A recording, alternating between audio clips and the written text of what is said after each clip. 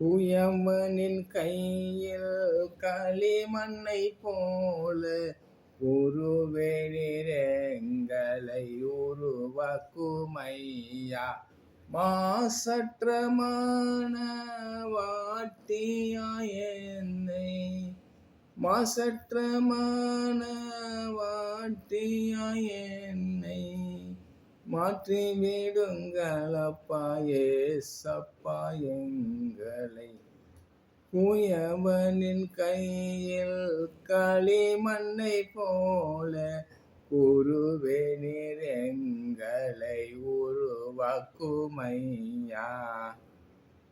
ஆம் பிரியமானவர்களே, குயவனுடைய கையிலே களிமண் எப்படி அவன் இஷ்டத்துக்கு பிணைஞ்சு மிதித்து அந்த பானையிலே வைத்து உருட்டி சக்கரத்திலே அவனுக்கு வேண்டிய டிசைனை அழகாக செய்கிறானோ, அதே போல இந்த மண்களை, ஏசப்பா கொடுத்த மண்ணை அவரிடத்தில் நாம் ஒப்படைக்கும் பொழுது அவருக்கு பிரியமான ஒரு உருவமாக நம்மளை மாற்றி விடுவார். மாற்றி அதை தீயிலே சுட்டரிப்பார். சுட்டரிப்பதுதான் மரணம்.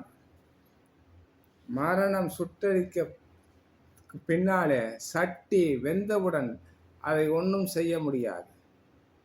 அதனால நாம் எல்லாம் அந்த குயவனாகிய ஆண்டவர் ஏசப்பா கையில் நம்மளை ஒப்படைப்போம் பிரியமானவர்களே.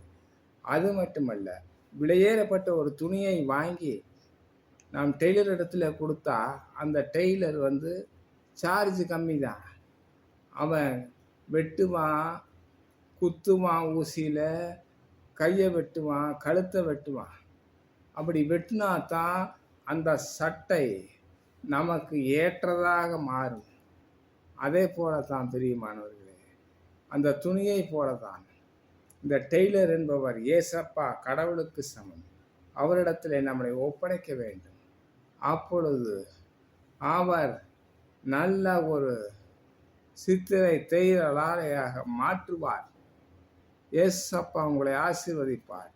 என் அருமை பிள்ளைகளே, குயவனின் கையில் உள்ளதைப் போல அவரிடத்தில் நாம் ஒப்படைக்க வேண்டும். ஏசப்பாவின் நாமத்தில் நான் உங்களை ஆசீர்வதிக்கிறேன். என் ரசிக பிள்ளைகளே, இயேசுவின் நாமத்தில் உங்களை ஆசீர்வதிக்கிறேன். ஆமென், ஆமென், ஆமென்.